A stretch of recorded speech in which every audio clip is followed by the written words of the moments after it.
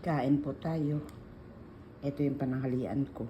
Naglalagay ako ng konting kasi pag halabos lang ng hipon, gusto ko may suka at saka asin. Konting kanin. Ang lalaki kasi ng mga hipon dito eh. Pero namimiss ko yung hipon natin dyan sa Pinas na yung swahi. Ayan, ang aking mga dessert. 1 kilo po yan. Kinain ko po yung iba kagabi sa kwarto. Tapos naglalaba po kasi ako.